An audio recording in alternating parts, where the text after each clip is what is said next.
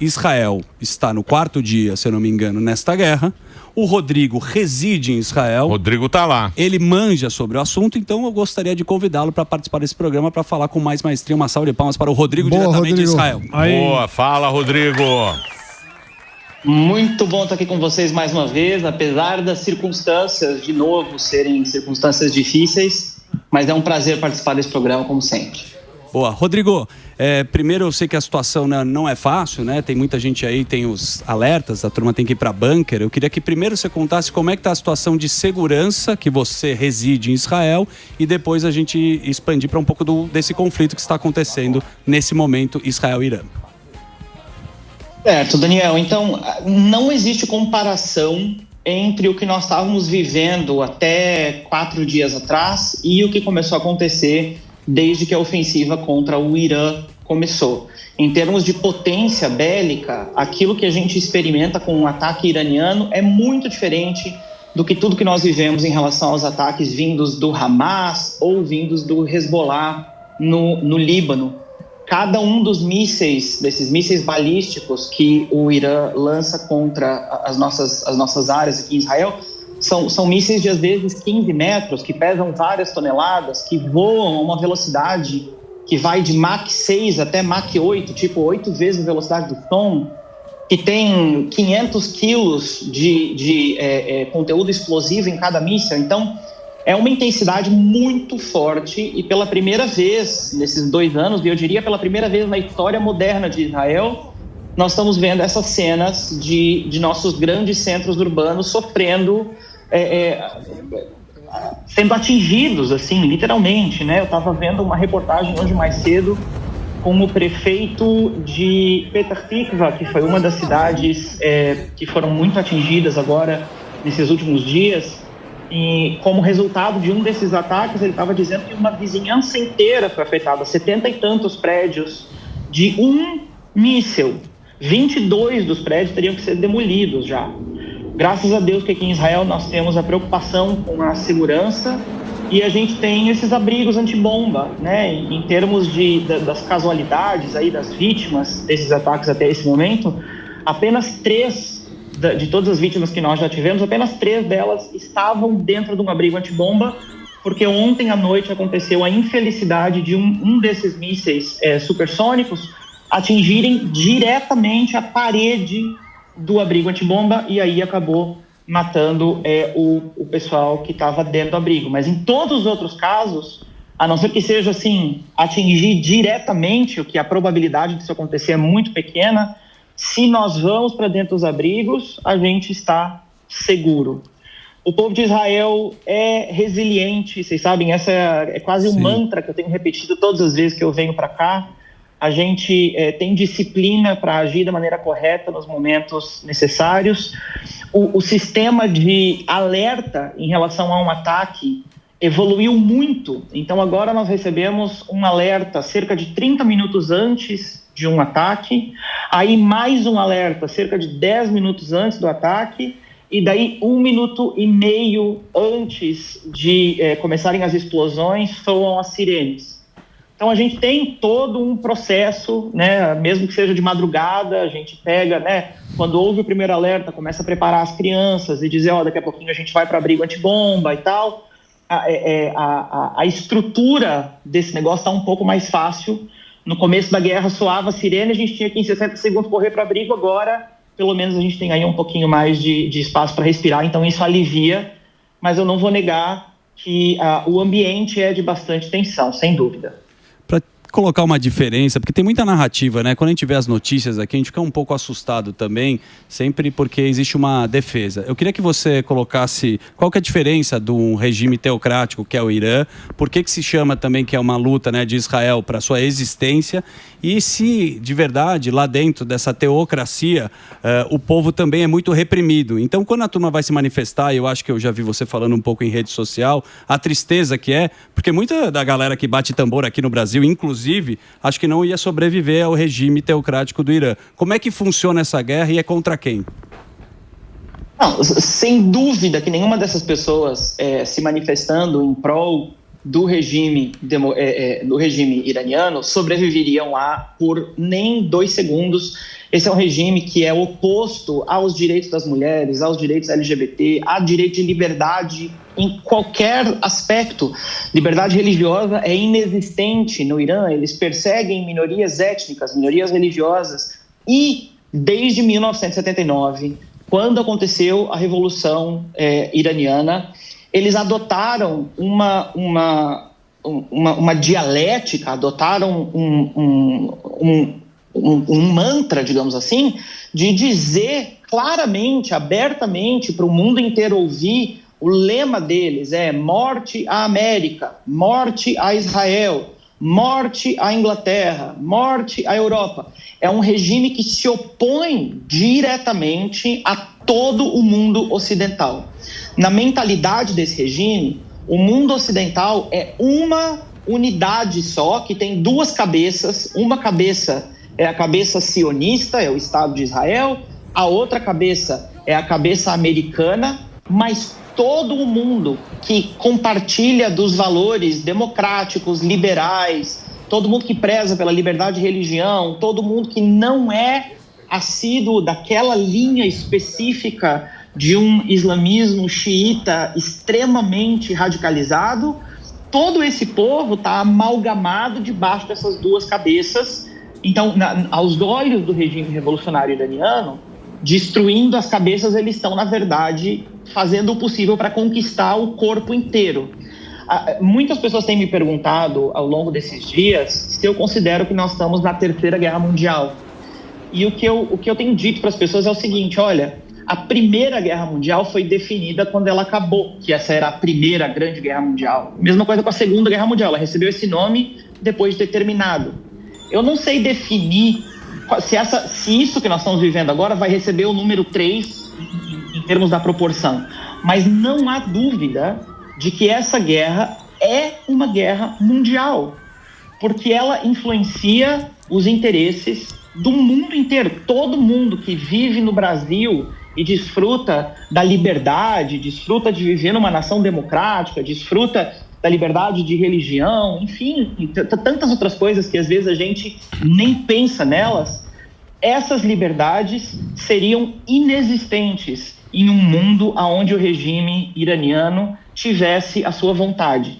Então é muito importante que as pessoas entendam que, para Israel, essa guerra é uma guerra existencial. Porque se eles estão, desde 79, proclamando que eles vão extinguir o povo de Israel, que eles vão apagar Israel do mapa, essa retórica se intensificou muito nos últimos 20 anos. Eles têm dito vez após vez que o propósito de eles obterem armas nucleares é para apagar o Estado de Israel do mapa e depois ir brigar contra a nação americana.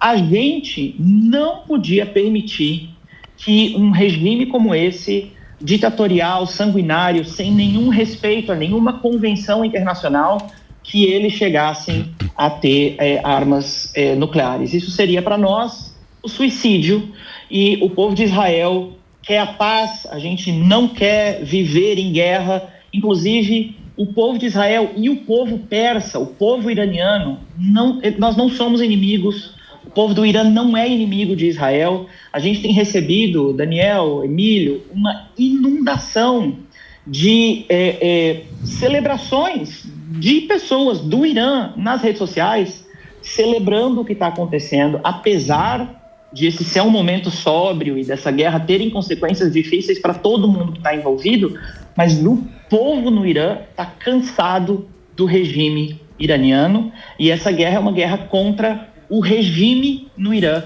que precisa ser desestabilizado, precisa abrir mão do seu programa nuclear, no mínimo. Não tem outra opção. Ou o regime dos ayatollahs sobrevive, ou o programa nuclear sobrevive. Os dois não vão sobreviver ao mesmo tempo, e disso Israel vai se certificar. Muito continuar com o Rodrigão, Sim. Diretamente de Israel. Boa.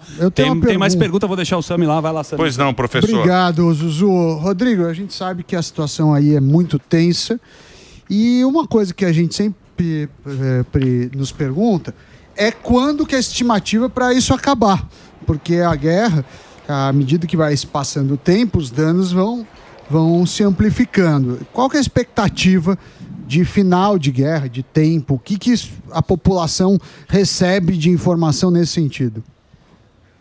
Certo. Então, para responder essa pergunta, eu preciso assim, fazer uma analogia um pouco crassa, porque acho que não é cabível comparar uma guerra com um jogo, mas isso é um grande jogo de xadrez com várias peças, tá?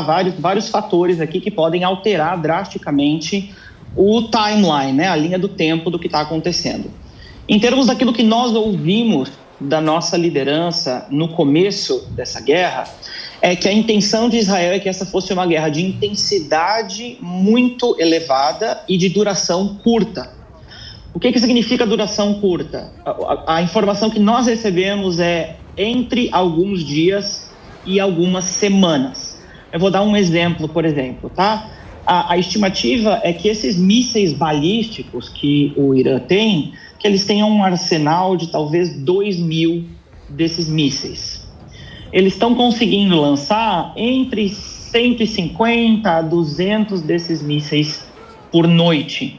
Ainda assim, só nas 10 horas de operação ontem à noite, a Força Aérea Israelense conseguiu, por exemplo, desabilitar cerca de 1/3 de todas as plataformas de lançamento de míssil, que é um lugar que afunila. Não adianta você ter um arsenal gigantesco, se não tem a estrutura para lançar o míssil, o arsenal não adianta para nada. Então, só ontem à noite, 1/3 da estrutura para lançar os mísseis foi toda eliminada. Digamos que eles consigam lançar todos os mísseis que eles queiram, o Irã tem aí, nas estimativas mais pessimistas, digamos, para o lado de Israel, tem talvez munição suficiente para atacar Israel toda noite durante aproximadamente 3 semanas. Então, de novo, a gente não está falando de algo que vai durar muito tempo, pelo menos essa é a minha leitura, a leitura de uma infinidade de comentaristas por aqui e a minha esperança sincera também. Outro fator que a gente precisa... Mesmo porque o Irã ficou muito fragilizado pela ação do exército de Israel no começo. Foi cirúrgica. E tem um detalhe também, porque a superioridade aérea de Israel é muito grande. Eles estão com espaço aéreo à vontade dentro do Irã. Saiu um comentário no Wall Street Journal que Israel conseguiu realizar em 48 horas aquilo que a Rússia não conseguiu fazer em relação à Ucrânia em 3 anos. Exatamente. Realmente Israel conseguiu assegurar a superioridade militar ali em todo o espaço aéreo, em todo o Irã. E tem o custo também, porque um míssil desse, que a gente está vendo caindo aí em Tel Aviv, que parece que é um ou outro, que passa pelo Domo de Ferro, ele custa 5 milhões de dólares. E como Israel conseguiu essa superioridade aérea, eles usam a bomba convencional para atacar o Irã. Então, é uma grande vantagem que Israel tem nesse momento, nesse combate, né? Exato, não restam dúvidas de que a situação é tensa, é difícil para a população, mas por isso que eu estou dizendo vez após vez que a gente está com um sentimento de resiliência muito forte, que a gente entende a importância estratégica dessa guerra e a superioridade militar em absolutamente todos os sentidos do exército israelense. Não existe comparação aqui entre o Irã e Israel em termos bélicos. Isso seria diferente caso eles conseguissem enriquecer o urânio até a última instância e produzir a bomba atômica, porque daí a gente está falando de um regime que não tem nada a perder com uma bomba atômica, né? Isso é o que seria impossível. É um regime que financia o terrorismo, né? Exato. O terrorismo, quem banca o terrorismo... Os grupos, Hezbollah, Hamas, o próprio... O Samito tem a pergunta? Fez. O Samito? Eu tenho mais uma questão relacionada a isso. Por que os países árabes, se você pegar o Iraque, né, a própria Arábia Saudita, não entraram nesse conflito? Muita gente não entende, né, que o Irã também é da Pérsia e ele também tem vários inimigos no Oriente Médio. Você pode contextualizar pra gente por que os outros países árabes não entraram nessa guerra? Certo. A grande preocupação dos outros países árabes, principalmente da Arábia Saudita, dos Emirados Árabes e tudo mais, são preocupações econômicas, principalmente, tá? Por quê? Porque eles não têm as mesmas capacidades de defesa que Israel tem. A Arábia Saudita, por exemplo, já viveu momentos na história com guerras regionais em que estruturas que são essenciais para a economia saudita foram destruídas completamente. Isso causou muito dano financeiro para a nação, e eles não têm a garantia, nem dos americanos, nem dos israelenses e nem de mais ninguém, que eles seriam protegidos de alguma investida iraniana. E o Irã sabe aonde estão os pontos fracos que ele pode, digamos assim, utilizar para manipular as outras nações árabes a se manterem, entre aspas, neutras. Ainda que todo o resto do mundo árabe sunita enxergue o Irã como o principal problema e o maior problema político, o maior fator de desestabilização no Oriente Médio, ainda assim existe aqui uma cautela em excesso, digamos assim, justificável da parte deles, porque eles estão, né, preservando aí os seus próprios interesses econômicos, mas de se envolver o mínimo possível nesse conflito. Além disso, eu ainda diria que tem talvez um fator da opinião pública e de querer agradar, às vezes, as massas de população. E daí o quesito da solidariedade muçulmana, de muçulmanos estarem junto com muçulmanos, também pesa bastante, sem dúvida. Mas em termos de decisões estratégicas, é meramente para proteger os interesses econômicos, os interesses financeiros que esses países têm, e não colocar esses interesses, as usinas de petróleo, as usinas de energia, a estrutura elétrica dos países, a rede elétrica, não colocar essas estruturas em jogo, em risco. Ô, Rodrigo, em relação aos países aliados, né? Sempre quando você tem, a gente acompanha aqui na Jovem Pan, quando tem alguma questão com Israel, se procura o Donald Trump ou os Estados Unidos. Mas e a Europa? Como é que está a Europa em relação ao apoio? Quais são os países que apoiam Israel? Eu queria que você falasse sobre isso. A gente, assim, nós temos um relacionamento histórico com a Europa que sempre foi muito positivo, apesar de que a nova realidade europeia, né, que foi fomentada aí por essa revolução migratória que aconteceu na Europa, que mudou o tecido populacional europeu, agora para a liderança política conseguir conter os ânimos da sua população, que de repente houve um influxo gigantesco de imigrantes vindos do Oriente Médio, de imigrantes muçulmanos, de imigrantes muito mais aliados com esses regimes que são mais extremistas, mais islamistas em essência. Isso é o que começou a atrair um pouco do posicionamento público.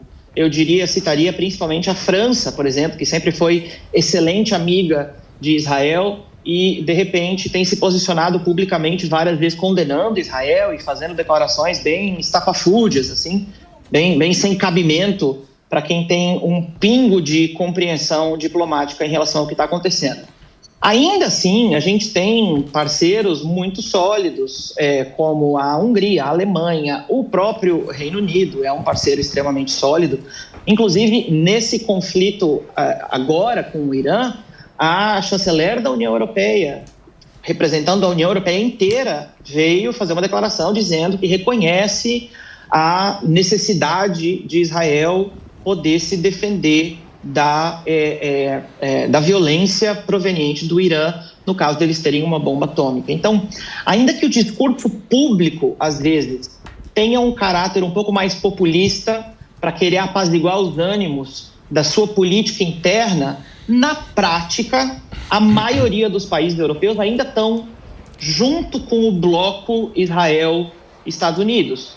Exemplo disso é, inclusive, a França, inclusive a Inglaterra, que já deram declarações bem explícitas para o Irã, dizendo que, por exemplo, se qualquer uma das estruturas deles, né, qualquer base militar, qualquer soldado, qualquer civil francês ou inglês ou sei lá o quê, que fosse envolvido nesse conflito, fosse ferido, fosse morto pelo Irã, que isso seria o gatilho para o envolvimento ativo tanto da França quanto da Inglaterra numa ofensiva contra o Irã.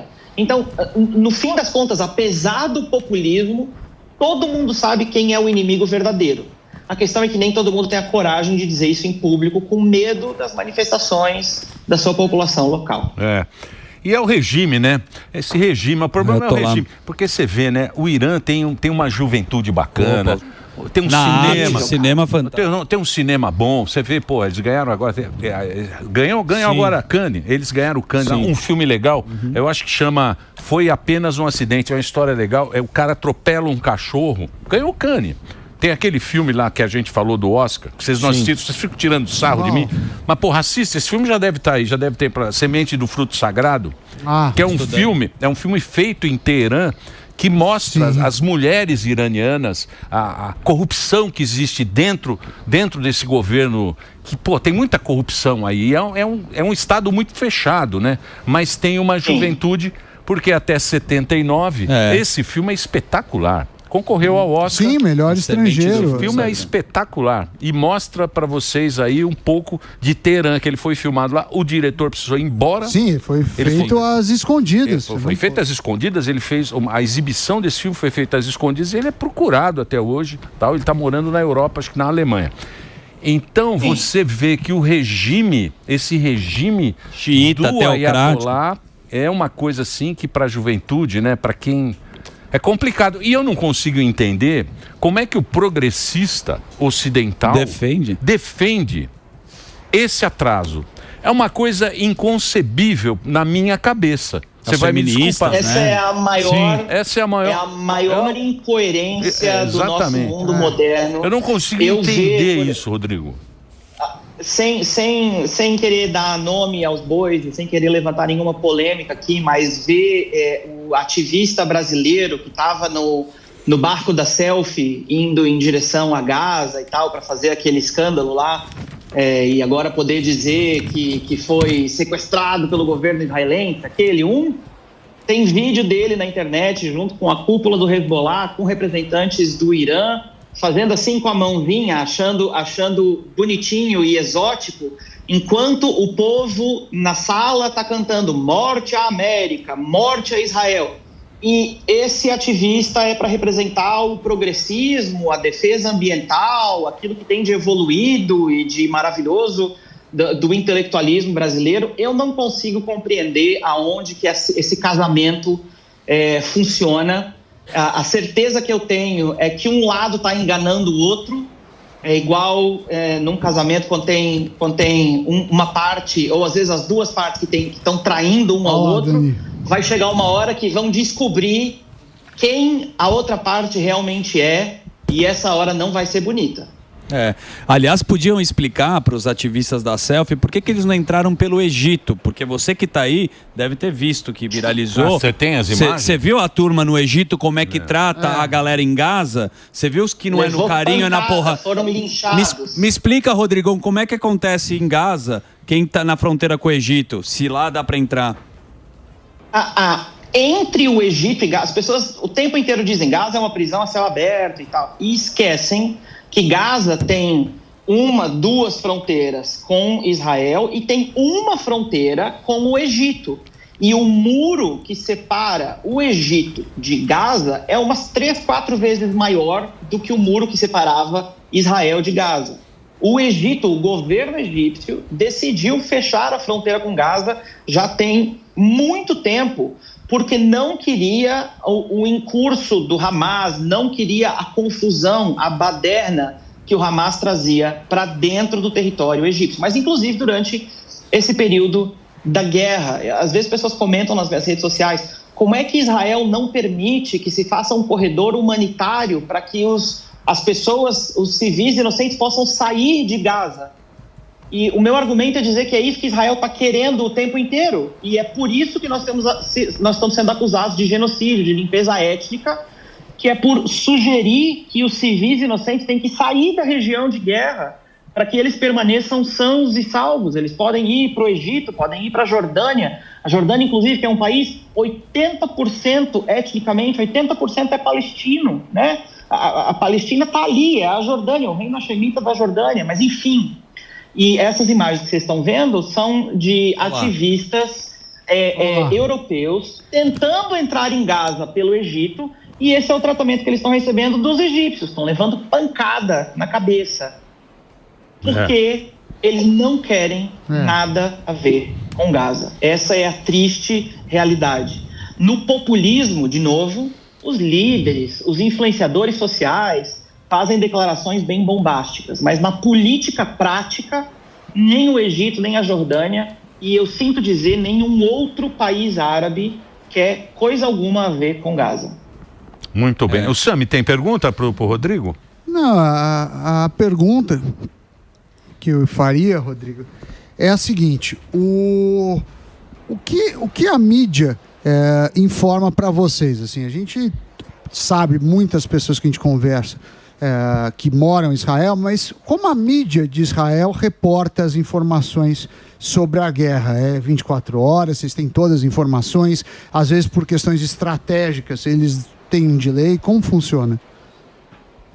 Certo, essa é uma pergunta super interessante e complexa de responder, porque agora, por exemplo, desde o começo da operação com o Irã, da guerra com o Irã, a gente tem ciclos de notícia de quase 24 horas. Por exemplo, o canal 12, que é o maior canal de notícias aqui, está numa programação que vai aí, sei lá das 4 horas da manhã até as 2, 3 horas da manhã, tem talvez uma horinha de intervalo que passa qualquer coisa de madrugada, e isso se não estiver tendo um ataque durante aquele momento. Senão a gente tem os âncoras e correspondentes de campo o tempo inteiro relatando tudo para nós.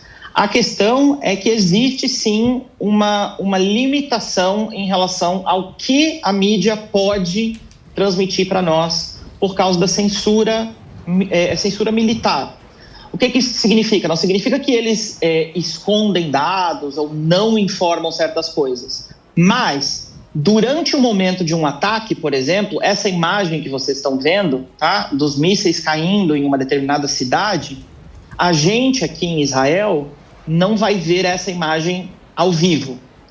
Por quê? Porque a intenção quanto mais informações chegarem para o Irã em relação à localização dos ataques, eles conseguem aprimorar a precisão do que eles estão querendo fazer. Uhum. Então, a nossa televisão, por exemplo, não vai ficar filmando o céu de Tel Aviv, o skyline de Tel Aviv, para o Irã conseguir identificar ao vivo qual prédio que ele atingiu ou deixou de atingir.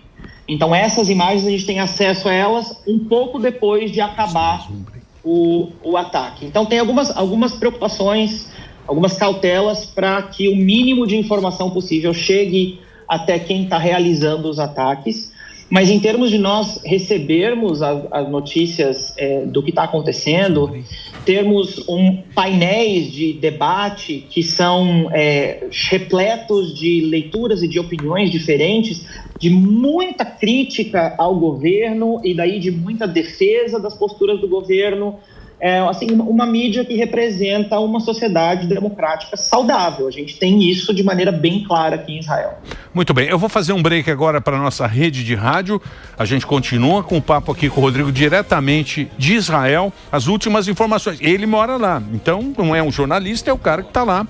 Sim. Está sempre colaborando. Aliás, eu quero agradecer bastante aí o Rodrigo, que tá a gente no Instagram, ele é Rodrigo em Israel. Boa. É o break para a rede de rádio. Vamos lá. Estavam falando de mídia, né? Da mídia israelense. Me parece, o Bernardo aqui, Bernardo, muito competente, ele falou agora que a TV estatal do Irã acaba de ser bombardeada por Israel. Tem as imagens, tem muita imagem na internet, mas olha lá, Rodrigão. Não sei se você acompanha essas imagens aí, está mostrando agora. Foi um ataque, acho que em Teherã, né? Guerra é um negócio. É uma coisa. Guerra. Vale lembrar que tinha uma mídia, né, infiltrada em Israel na época que teve lá, né, em Gaza. Não sei se você recorda dos jornalistas. Você lembra que tinha uma turma que era da ONU e falava que era a TV Al Jazeera, se eu não me engano? Foi expulsa de Israel, né? Tem muita mídia também, e acho que aqui no Brasil acontece o tempo todo, né? Que são as narrativas, né, Rodrigão? Exato, eu tenho gastado bastante tempo nas minhas redes sociais, no YouTube e no Instagram, tentando explicar essa questão da mídia, porque é muito importante as pessoas entenderem o viés com o qual as notícias chegam até o público no Brasil. É muito difícil você achar leituras que sejam realmente isentas de uma narrativa super tendenciosa e sempre tendenciosa para um lado, que é esse lado da agenda progressista que por algum motivo inexplicável escolheu abraçar essa causa extremista islâmica, né? Então, a Al Jazeera é um exemplo claro de um megafone de desinformação que faz um desserviço para a humanidade de maneira quase inacreditável. E o que é mais inacreditável ainda é ver veículos de comunicação pelo mundo inteiro, no Brasil, tantos veículos brasileiros, que eu não preciso citar quem são aqui, vocês sabem muito bem, citando canais como a Al Jazeera como fontes seguras de informação, enquanto vários dos jornalistas da Al Jazeera, por exemplo, em Gaza, eram funcionários, estavam na folha de pagamento do Hamas. O ataque israelense agora a essa rede estatal iraniana é para justamente fazer uma declaração pública nesse sentido, de dizer que nós compreendemos que o braço midiático, né, que o braço de desinformação, de propaganda do regime, que faz parte de aprisionar o povo iraniano debaixo de um amontoado de mentiras, que atacar essa estrutura também faz parte de desestabilizar o regime. E como eu falei para vocês no começo, em termos do Irã, não existe outra opção. Ou eles abrem mão do programa nuclear, ou eles abrem mão do regime. Um ou outro vai ser destruído aqui até o fim dessa história. E acho que esse ato quase simbólico israelense de atingir aí a TV estatal iraniana tem o propósito de passar essa imagem de maneira bem clara. E é impressionante a superioridade, né, do exército de Israel. Muita gente também não entende o que Israel sofreu de ataque, né? A guerra dos 6 dias, a guerra do Yom Kippur, sempre preparados, né? Eles têm muito controle da população, né? Israel tem muito controle da população porque eles são cercados ali pelos países árabes. E sempre teve muita essa animosidade, mas é incrível a inteligência do exército de Israel, né? Os ataques a gente vê cirúrgico, precisão. Né? A precisão é de tirar o chapéu, né? Se bem que guerra é uma coisa ruim, né? Porque quem acaba sofrendo é o civil, né? É quem tá lá. Quem está vendo, né? Mas assim... Guerra é uma tragédia, é uma desgraça. E para mim é uma tristeza que Israel tenha que empregar a sua inteligência e a sua criatividade para soluções que estejam relacionadas com a guerra. Ainda assim, eu considero que o fato de nós termos um país, de nós termos uma nação que foi criada através do ressurgimento, né, dessa nação histórica de Israel, que surgiu ao longo dos anos e anos e anos de dificuldades. Alguém muito inteligente já disse que a dificuldade, a ausência, a necessidade é a mãe da criatividade, e isso acho que é mais evidente em Israel do que em qualquer outro lugar do mundo, o fato de que essa constante batalha existencial tenha feito de nós, desse povo, dessa nação, de todas as estruturas do exército, do governo aqui, algo exemplar mesmo, em termos de inovação e de encontrar soluções para coisas que antes seriam insolucionáveis. O meu desejo, sinceramente, é que a gente alcance um lugar de paz verdadeira nessa região, para poder aplicar toda essa massa de pensamento e de brilhantismo para resolver os grandes problemas do mundo e não para só nos defendermos e defendermos o nosso direito de existir. É isso aí. A gente precisa poder existir e daí poder ser uma bênção para todas as nações. Olha, Rodrigo, obrigado, viu, você ter participado aqui com a gente, por você disponibilizar seu tempo aí nesse momento difícil. A gente deseja muita paz aí para todos os envolvidos aí. Obrigado, Rodrigo em Israel, conversou com a gente. Valeu, um abração para você e para a família. Valeu, grande prazer, eu que agradeço. Muito obrigado, gente.